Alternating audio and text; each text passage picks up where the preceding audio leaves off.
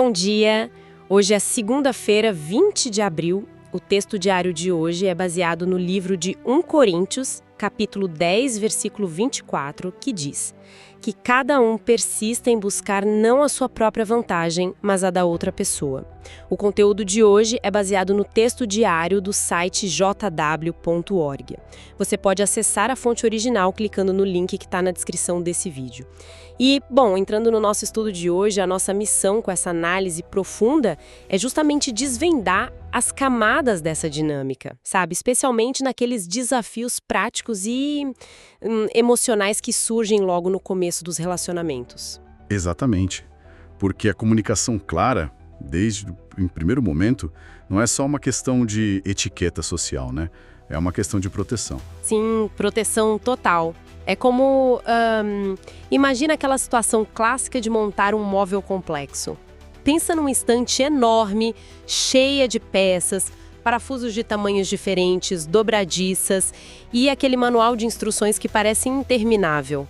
Nossa, dá até um cansaço só de pensar nisso. Dá mesmo. E aí a tentação de ignorar o manual, pular etapas e deixar algumas peças de lado, tipo só para ver o resultado mais rápido. É gigantesca, não é? Mas isso é o que a gente pode chamar de ilusão da eficiência. Ilusão da eficiência? Como assim? É que a estante até fica em pé no primeiro dia, sabe? Mas o manual de instruções não existe para atrasar a montagem. Ele está ali para garantir a integridade estrutural do móvel.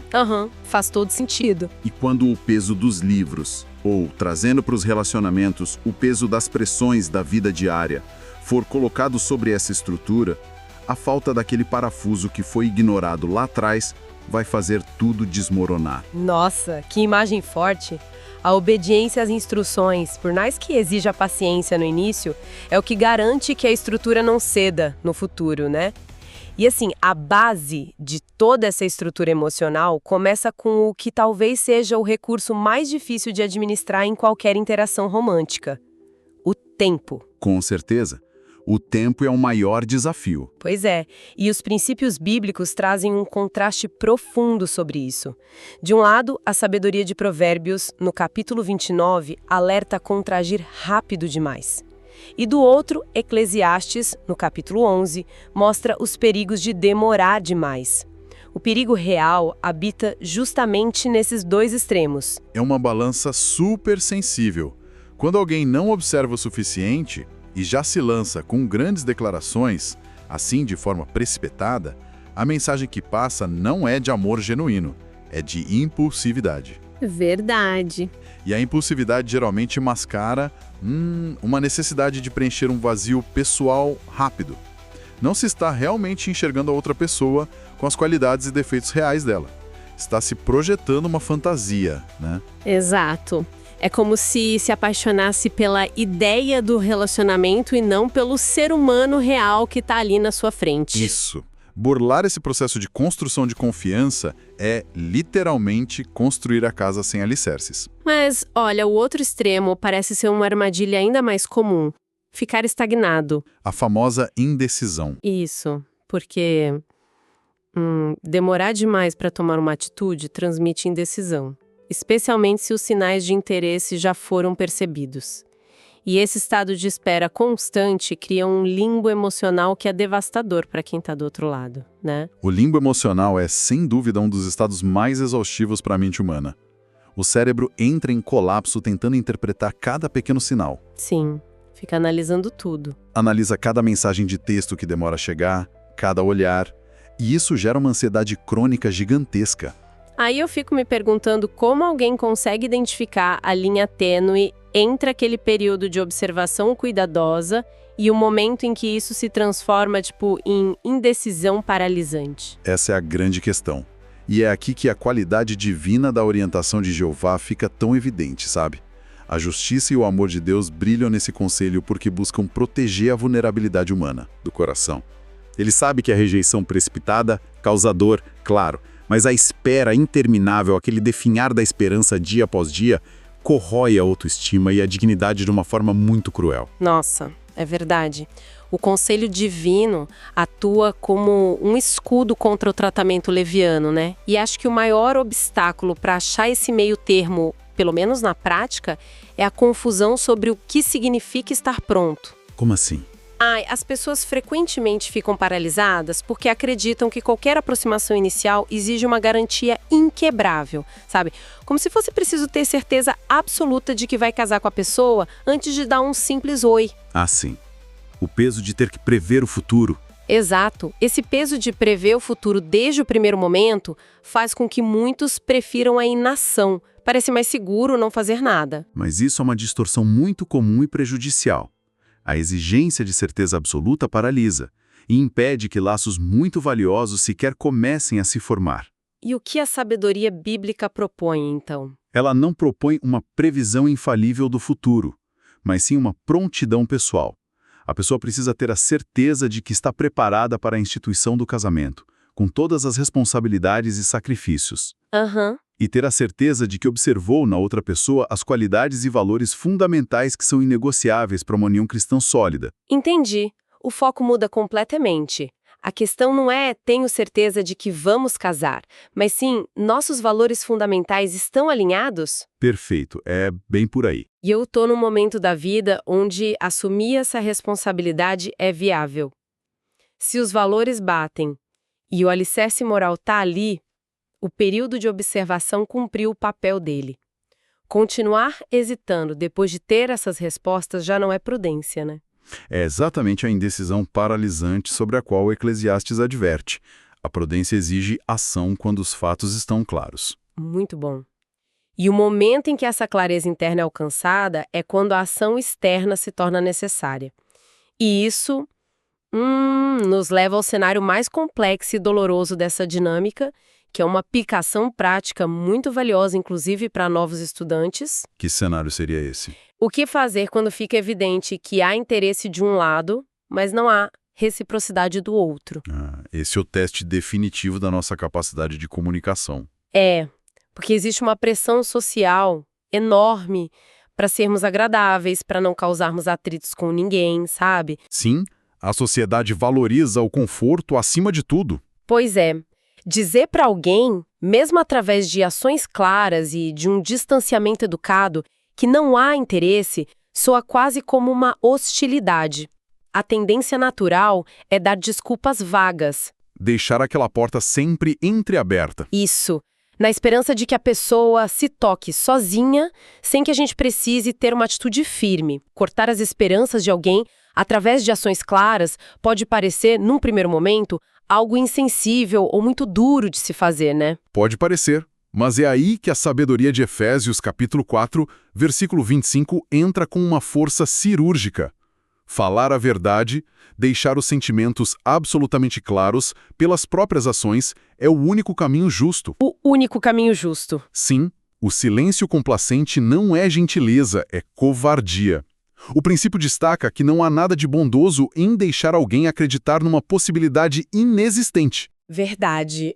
O próprio texto argumenta que a verdadeira crueldade é exatamente a omissão, não é? É deixar a pessoa acreditando em algo que não existe. Exatamente. Do ponto de vista da justiça divina, alimentar falsas esperanças em outro ser humano é uma violação moral grave. Nossa, uma violação grave. É se apropriar do tempo e da energia emocional de alguém sem ter a intenção de retribuir.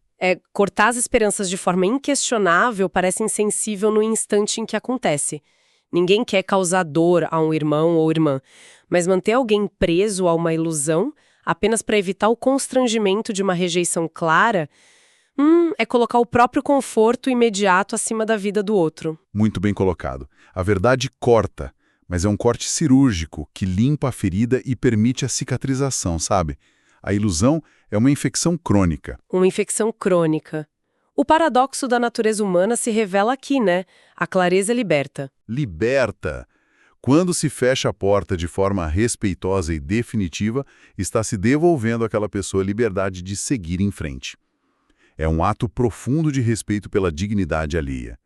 A justiça divina não se baseia no que é socialmente confortável na terça-feira à tarde, mas no que garante a saúde espiritual e emocional a longo prazo. E isso deságua de forma perfeita no princípio basilar que lemos na abertura, em 1 Coríntios 10, 24, Que cada um persista em buscar não a sua própria vantagem, mas a da outra pessoa. Toda essa dinâmica é a aplicação pura desse texto. Sim, não ser impulsivo, não prender o outro na indecisão e ter a bravura de ser honesto quando não há interesse. Buscar a vantagem da outra pessoa, muitas vezes, significa abraçar o próprio desconforto. A honestidade emocional é a tradução prática do amor ao próximo. Quando o conselho sobre relacionamentos é absorvido dessa forma, ele se expande, transforma o caráter. Exige um sacrifício genuíno. Com certeza. Escolher enfrentar uma conversa difícil ou mudar atitudes para não enganar alguém é um reflexo direto da mente de Cristo. É muito mais do que evitar um namoro mal-sucedido. É sobre a coragem de assumir fardos. Exato. Pensa na analogia de ajudar um amigo a carregar uma caixa excessivamente pesada numa mudança. Boa ilustração. Requer coragem inicial, os braços vão doer, o esforço vai ser real para quem está ajudando, mas ao decidir segurar aquela caixa, você tira um peso esmagador das costas da outra pessoa. E ter clareza emocional funciona exatamente sobre a mesma mecânica. A pessoa que age com transparência absorve a dor muscular do constrangimento momentâneo. Para salvar o outro de ser esmagado pelo peso de uma esperança vazia. Exatamente isso. Uma ilustração muito precisa. E olha, os benefícios espirituais de ter a coragem de carregar esse peso momentâneo são imensos e muito duradouros. Quem escolhe agir pautado pela justiça divina e pelo bem do outro, experimenta sentimentos profundamente positivos. E quais seriam os impactos emocionais mais diretos de manter essa integridade, na sua visão? Bom, o primeiro é, indiscutivelmente, a paz mental inegociável de uma consciência limpa. Nossa, dormir com a consciência tranquila não tem preço. Não tem mesmo. Adormecer sabendo que as suas ações não estão causando confusão ou dor oculta na vida de outra pessoa traz um descanso espiritual profundo. E o segundo benefício é a eliminação da ansiedade. É, porque manter uma mentira cansa, né? Cansa muito manter uma meia-verdade ou agir de forma ambígua, exige um gasto de energia gigantesco. Vive-se calculando palavras, evitando encontros casuais, temendo ser mal interpretado. A clareza erradica esse medo. A verdade é muito mais simples de administrar. Sim, muito mais simples. E por último, existe uma alegria genuína que brota ao perceber que essas atitudes fortalecem a comunidade inteira. Ah, esse impacto coletivo é algo que passa despercebido muitas vezes. Quando pessoas dentro de uma congregação ou comunidade sabem que o sim significa realmente sim e o não significa não, se cria um ecossistema de confiança absoluta. O respeito mútuo floresce de uma forma linda. Floresce mesmo. Ninguém precisa ficar adivinhando as intenções dos outros. E isso protege a união e o amor fraterno contra fofocas, ressentimentos e aquelas divisões invisíveis que minam o grupo. A integridade individual é a argamassa que une a comunidade. A priorização do bem do próximo nesse nível micro, sabe? Numa interação ali entre duas pessoas, sustenta a saúde espiritual de todo o grupo no nível macro.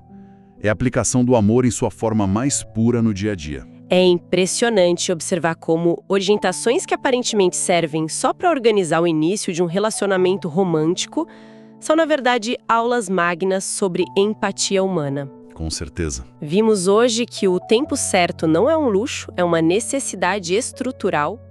O antídoto para a impulsividade cega e para a indecisão que gera ansiedade é aquele equilíbrio ditado pela prudência.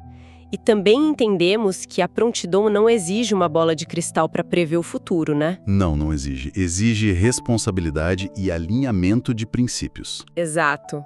E, fundamentalmente, a clareza nas ações, mesmo quando o objetivo é sinalizar a falta de interesse romântico, é o oposto da crueldade.